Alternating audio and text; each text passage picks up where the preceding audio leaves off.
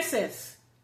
If the only time that he opens up his mouth to unload his anger, his frustration, his twisting words, and his chaos on you, you are not his safe place.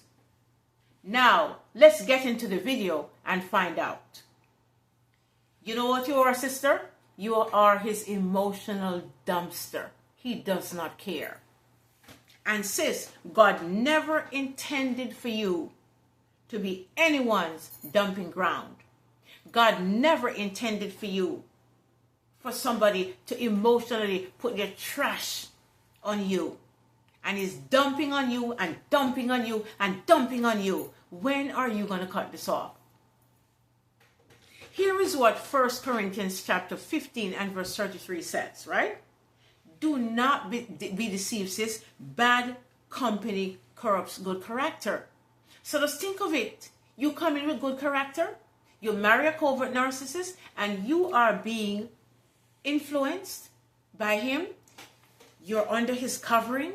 He's going to eventually corrupt you. Yes, he is. When you keep sis taking on poison day in, day out, it will eventually kill your joy, your peace, and your faith. Trust me, I went through it. And some of you, my JamAfrican sisters over the age of 40, you're dying inside, slowly and methodically, because you know what? You've been living under a constant dumping ground and recycling garbage bin. Did you hear me? You're slowly dying because you have now become a dumpster, a constant dumping ground and a recycling bin. That's what you've become emotionally. Now, let me deal with this with you, right? I'm going to go through 3 ways that you know. Number 1, the dump and run pattern. He vents, he rants, and dump his stress on you, instead of sitting down and talking with you or going to God regarding what he can't manage. Number 2, he leaves feeling lighter while you feel guilty and heavy, because he just laid all down in you when he should be laying it before God. Number 3, you know what happens to you, sis, over time? You start carrying emotional weight that is not yours. And it begins to show up in your teeth, in your back, your skin, everywhere. Number 2, no real emotional covering at all. No emotional covering, no spiritual covering. Number 1, he takes from you emotionally, but he gives nothing back in return. Number 2, under this one, you can't rely on him to hold your heart or protect your feelings. Do you know how difficult that is? You're giving and giving. This is supposed to be a marriage covenant, but he's treating it exactly the way that he is, like a contract. Number 3, a husband should be a refuge, not a source of constant emotional chaos and word twisting. Sis, that's going to literally kill you spiritually. It's going to give you heart palpitations. It's going to give you anxiety. I went through it. I'm not telling you anything that I did not go through. Number 3, God's standard for safety in marriage. Marriage law, sis, should be mutual and emotional protection. It should be something that both of you reciprocate on, not a one-sided situation in which you're trying to beg and beg and beg. Number 2, Jesus Christ is the model. He covers, he uplifts, and he strengthens his bride. Number 3, if your marriage feels more like an emotional landfill, it's out of alignment with God's standard for you. Yes, it is. Yes, it is.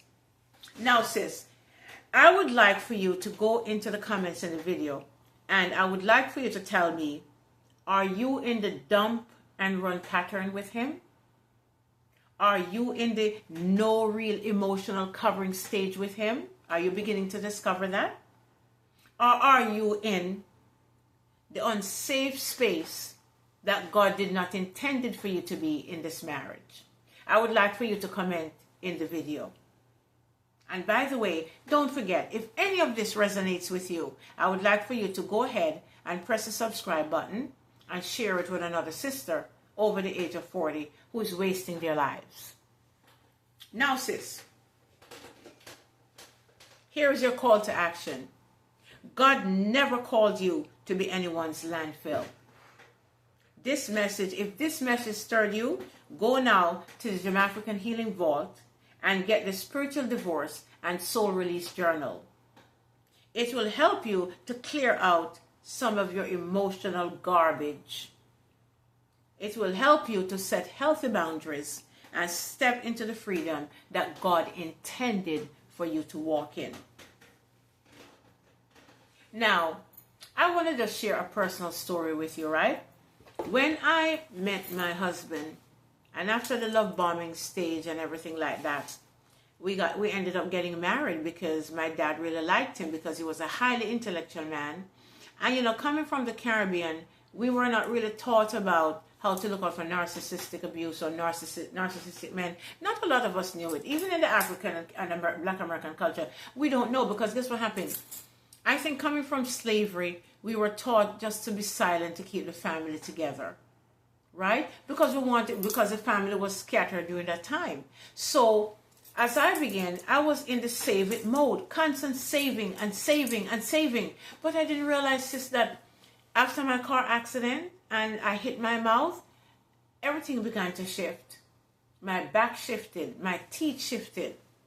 Very expensive now to get back to a good place. The wonderful thing is that I just made a decision that I'm going to get what is called a spiritual divorce, because the Holy Spirit showed me. He said, you cut it off in the physical, but you have not cut it off yet in the spiritual. And so this soul release and reset journal was made out of a lot of pain, a lot of crying, and what the Holy Spirit showed me. It's a very simple journal, but what it will do, it will help you to begin to reset. It will help you to begin to set healthy boundaries and begin to focus on you, even if you don't leave the relationship right away. But sis, I want you to cut it off. It is not good for you. It is going to cost you everything. So go ahead. If there's any part of this video that resonates with you, I would like for you to leave a comment and subscribe. And I will see you in the next video. God bless. Bye-bye.